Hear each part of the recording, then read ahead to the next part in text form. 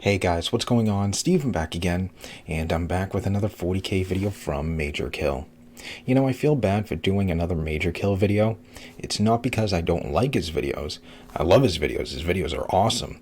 It's just that I've been doing so many of his videos, I just don't know who else to watch. That's the problem. You know, yes, there is Luton, and he makes some awesome videos. I've watched a few in my off time, but his videos are kind of long. Depending on the topic, they can be like 40 minutes, an hour long. Now, yes, I could split them up into, 20, 25-minute videos, but then I do part 1 week. I don't get to like part 2 until the following week, and then it's like, well, what happened in part 1? What was he talking about in part 1? You know what I mean? So it's just a little complicated. I don't want to do the whole thing, whatever it is, 40 minutes, an hour long, because, well, I know my YouTube statistics, and I know how long most people watch my videos. It's usually about 12 to 15 minutes long, so it'd be kind of pointless to do an hour-long video when most people only watch 12 to 15 minutes of the video. So yeah, I'm just not sure what to do. I mean, if you guys have any other suggestions on who else to watch, let me know, because I would love some more suggestions. I just feel bad for doing so many Major Kill videos. But they are good.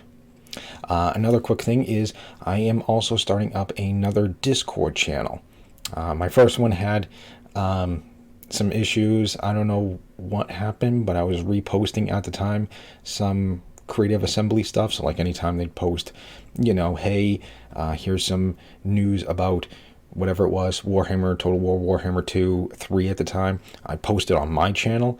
And then something happened where anytime creative assembly posted on their channel, it would automatically get posted to my channel, and I couldn't get rid of it. So I was like, you know what, screw that. I'm starting a whole new channel. I'm gonna have little sub channels for like general chat, gaming, Warhammer and Warhammer 40k, Walking Dead, just all sorts of stuff. So I'll be able to, chat with you guys there. You can post suggestions. If there's any videos you want me to check out, you can post them there as well. And hopefully I'll have it up in a day or two. I'm working on finishing setting it up now, and I'll post it. I'll post it on my videos and on my community page on my YouTube channel. All right, so let's get on to the video. This one here is about the Blood Ravens. Very cool. Dawn of War. I wouldn't mind a new game. Although the third one kind of sucked, but I don't know. Maybe one day we'll get a new 40k game. One can only hope. Total War Warhammer 40k. That would be cool. That'd be awesome. Alright, so anyways, on to the video. G'day guys and gal. The Imperium is full of a diverse range of multi-dimensional Space Marine chapters. By that I mean that a lot of the chapters don't just do one thing. The Blood Angels are vicious melee combatants and part-time berserkers, but they also adhere to a strict code of nobility and honour. I hope the audio's okay. Salamanders inflict war crimes using space napalm and flamethrowers. However, their care and consideration for humanity and its people is second to none. No one embodies this ironic duality more than the Blood Ravens, who for all their nobility and bravery and protagonist status in the Dawn of War games, are also obnoxious magpies that like to take things that aren't theirs. They call it seeking knowledge. I call it stealing. Really? Either way, the Blood Ravens have a number of highly unique things about them, some of which are low-key suspicious, as they appear to be a Thousand Sons Loyalist successor chapter, not a Blood Angels one surprisingly, as indicated by their abnormally high amount of nerds.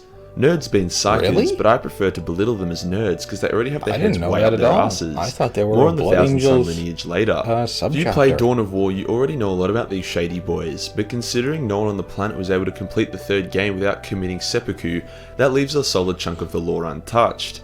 Being one of the most unique chapters, as well as loyalists from Traitor Legions or Gene Seed with some of the most interesting Space Marines in the setting, you know it's going to be a fun video.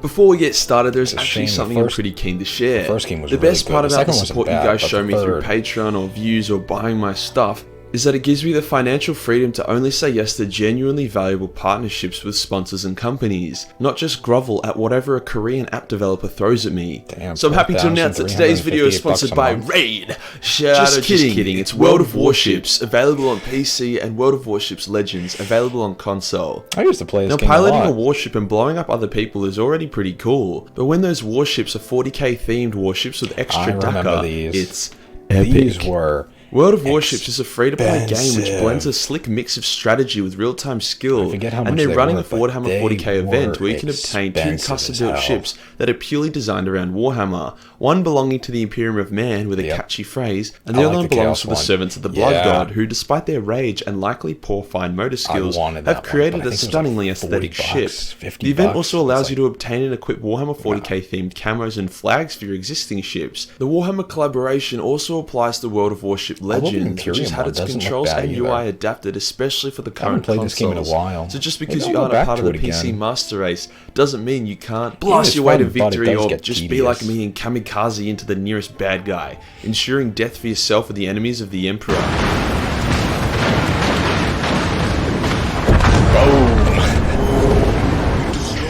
I wonder if they could still Even get in those a game of skins. long-range naval bombardments, glorious melee combat reigns Like a supreme. prequel. If you're keen to jump on in and try the game out, then use my link and code in the comments and description below to get a free premium ship, multiple 40k camos, premium for entire week, and free curious. in-game currency. World of Warships is available on both console and PC. And remember the sacred rule of Navy combat: if you ain't ramming, you ain't doing it right. Today we'll go over who the Blood Ravens are and some of the things they've commandeered for themselves in the name of science. We'll also go over some of their key characters and what they're currently up to. We'll also discuss where the meme that they steal everything comes from and if it's actually valid. Let's get into it. When the Emperor first started messing with stem cells and forbidden unethical science, he created 20 legions of super soldiers called Space Marines. Many of these Space Marines and their space daddies would be a bit naughty and cause a bunch of problems for everyone, eventually leading to the mass fracturing of the Space Marine legions, turning them from 20 proud legions down to 1,000 chapters. The Blood Ravens are one of these 1,000, however unlike 99% of the other Space Marines, they have no idea who their Primarch or daddy is. Really? Even confused chapters can just run a test on their gene scene to find out, however when the Blood Ravens do, they get no result. Upon probing further, they discover their origins have been locked down, classified and likely deleted by powers beyond them.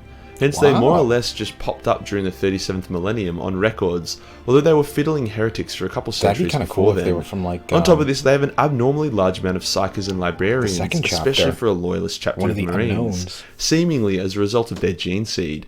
This number of librarians increased further when they decided that levitating stuff with your mind or making your enemies prolapse by clicking your fingers was tight.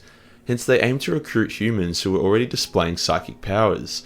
This was further encouraged when the Blood Ravens fought against the forces of chaos, seemingly crushing them initially, only for Titsnitch and the Alpha Legion to be like, "Lamau, no you don't," and return fire with a barrage of overly intricate ambushes that claimed the lives of many ravens.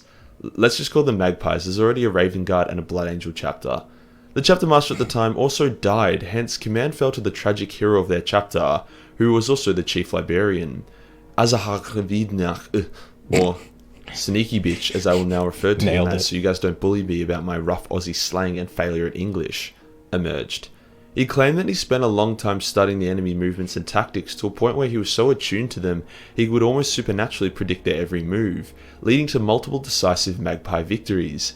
In reality, he was probably just using some dank-ass psychic power to see the future and read the enemy's mind, but he didn't want to get bullied for being a nerd.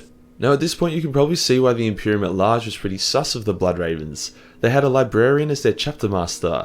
That being an issue, as 95% of the Imperium's problems can be traced back to someone being able to move shit with their mind.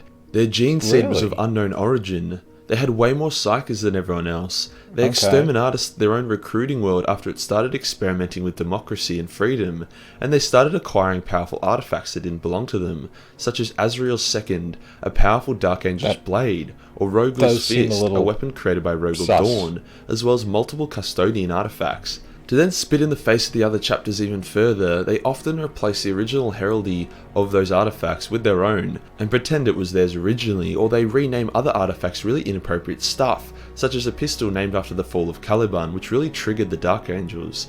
Maybe it's the Blood Ravens' bet. search for knowledge into their own origins that turns them into thieving magpies, as if they can't have their own history, they may as well steal everyone else's. Needless to say, the only people who despise the Codex Astartes, Steal it and make your own. space book on how to behave as a super soldier, more than the Blood Ravens, are the angry Marines who use the pages for toilet paper. With Sneaky Bitch as their leader, the Blood Ravens were a force to be reckoned with. Makes sense. What's stronger than an Astartes? An Astartes that can shoot mind bullets and make your testicles explode by whistling. Unfortunately for curious psychers in the Warhammer setting, knowledge is power, and power leads to chaos. So after an intense fight against a Nurgle demon called or Smelly Boy as he shall now be known as, Nailed it. a warp storm ate the world they were on, and over the next 500 years, Sneaky Bitch was corrupted into the service of the Chaos Gods by the Smelly Boy. Now the Blood Ravens suffered from a condition known as protagonist disease where, due to being playable in a video game, they have to experience way more gnarly shit than usual, fighting Eldar, Orcs, Tyranids and Chaos in a very short time frame, sometimes simultaneously. They also have to deal with the bosses of each of those factions, so you can bet your ass they took down an Avatar of Cain, crushed greater demons, and even had to bring an end to Sneaky Bitch, as well as most of their corrupted chapter. This is why you don't use Trader GNC. See, after 500 years, Sneaky Bitch returned and hid his corruption, being accepted back into the rank of Chapter Master without too much questioning. Well, there probably should have been some questioning. Who the hell walks out of the warp after 500 years without mental problems? Captain Titus got apprehended by the Inquisition after his scrotum scraped the warp. So how does Sneaky Bitch get back in despite copying the full Nuru warp experience? Yeah, that does seem Feel free a little, to Google little Nuru, sketchy. by the way. It seems pretty epic. I might book in a session. Over the years, Sneaky Bitch was able to convince most of the magpies to join up with Chaos and let Smelly Boy claim their souls. Wow, he must have been a great salesman. Gabriel Anglos, or the Chosen One as we will now call him, was one of the few magpies with any shred of common sense and wasn't super keen on the sudden return to power of Sneaky Bitch, hence he began investigating him, taking note of all the weird stuff he would do, like punish Blood Ravens for succeeding in missions, such as Captain Thule, who did arguably the weirdest thing I've ever witnessed in the Warhammer franchise. Sketchy. Basically, the Blood Ravens led by Thule run a planet job. which may have contained clues about their daddy, yet a group of guardsmen were tasked with retaking the planet for the Emperor. Now you would have thought the Blood Ravens would be like, no worries, we will help you take the planet, then you can help us search it. But this is Warhammer 40k! Logic and reason tremble before the might of unending war and grim darkness. Hence the Blood Ravens defeated the invading Xenos, then turned their guns on the loyalist guardsmen. Some guardsmen refused to fight the Blood Ravens, hence joined forces with them, and together they defeated the guardsman commander and ended the conflict. Here's where it gets even stupider. The Blood Ravens honoured the fallen guardsmen they had slain and had a funeral for them. They then executed the guardsmen that helped them because they betrayed the Imperium by helping the Blood Ravens. Like, what, mate? As this is a video game, it also turns out the planet was a Necron tomb world, so they don't have to deal with that as well, meaning the Blood Ravens fought pretty much every faction in the galaxy within one mission. The Inquisitor let the Blood Ravens off despite massacring loyal guardsmen, as he was like, yeah, look, like, that wasn't good, but I have no proof you were corrupted, so have fun, don't cross the street without holding hands. What? Eventually the Chosen One had enough evidence to come forward and condemn Sneaky Bitch for fiddling kids and being a pawn of chaos. Okay. What he didn't know was that most of the chapter were also banned from playgrounds, hence he was declared a heretic along with his loyalist warriors and hunted down. Sneaky Bitch then came out of the closet and ascended to become a demon prince, initiating a vicious Blood Raven civil war that resulted in the Chosen One kicking his ass and orbitally bombing him back to hell.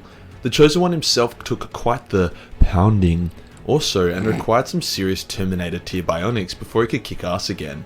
But he came back and after purging his own chapter really hard, became the chapter master of whatever was left of the Magpies. The protagonist's disease would strike again as a random prophecy about a powerful weapon called the Spear of Cain once again thrusted every single 40k faction back into an all-out brawl. Sure, the gameplay is better that way, but it's getting a little bit tedious. Funnily enough, the warring factions decided to unite when a bloodthirster called the Storm Prince is defrosted and they need to clap his ass.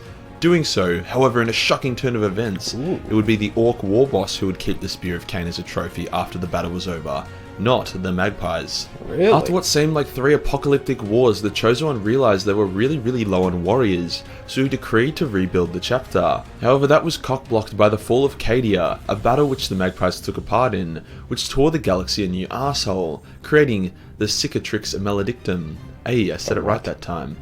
Barely at half strength, our noble pies of Mag attempted to save as many worlds as possible, and did a surprisingly decent job of it until a custodian arrived and was like, "Here are Primaris, here are how you make Primaris, have fun, but not too much fun." Sadly, we haven't seen too much of said Primaris, as Dawn of War 3 was a complete flop, so Dawn of War 4 isn't really on the table, but considering their history of abusing their protagonist status to achieve insane victories against unbeatable odds, I would say they're doing just fine.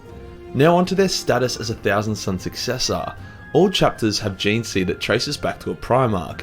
Each gene seed affects a Space Marine differently. Some effects are subtle, like the Ultramarines or Iron Warriors, while some are very obvious, like the Salamanders becoming Dark Chocolate or the Blood Angels all inheriting PTSD.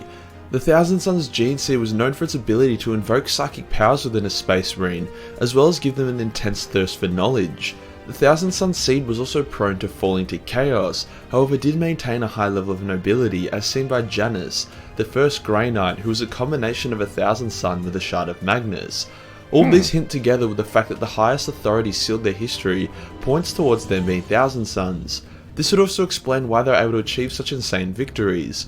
Loyalists from traitor legions are renowned for their power and an innate rage against chaos for stealing their legacy and shitting all over it. Now where does the Bloodraven stealing meme come into play? At first I was like, okay, sure, they have artifacts that they probably shouldn't have, but I reckon it's just a bit overused. Then I actually read the list of stuff they have and damn, that's a lot of stuff. They have sacred artifacts belonging to Dark Angels, Black Templars, Imperial Fists, Sisters of Battle, Space Wolves, Ultramarines, Custodes, Salamanders, Red Wolves, Chaos, Astro Claws, and even the Grey Knights. They even have Forgebreaker, the weapon crafted by Fulgrim and wielded by Ferris. Like, how do you even get that? What the hell? Overall, a decent meme created by Dawn of War wanting to add items and references into their games, very interesting, but instead turning their protagonists into a bunch of magpies. And that does us for today, guys, the lore, history and memes of the Bloodraven Space Marine chapter. As someone who never played Dawn of War, it was cool to finally dip my toes in and learn more about it. It's also nice to see that the Bloodravens are total badasses and not just a meme, which is what I saw them as prior to doing my own research. If you enjoyed the video and want to see some premium to-dos and want to support my demonetized ass, then Patreon is the place to be. Only $1 gives you access to dozens of naughty artworks, and $10 gives you access to the premium Major Kill calendar, which is... Okay, so there we go. There's the Bloodravens. Wow, that was very interesting. So they don't know who their Primarch is. They're not from Blood Angels, which was very interesting to learn. Wow. So they could be Thousand Suns? Although I think that would be kind of cool if they were one of the two unknown, erased Primarchs, like descendants from them, which is why they don't know who their Primarch is. I think that would be kind of a cool little, maybe a cool little angle to go through. Yeah, that's a lot of artifacts they have. Kind of surprised they actually got away with that. So they do seem very, very interesting. So it's like they're kind of heretics, but not. Like, that does seem very strange that, their,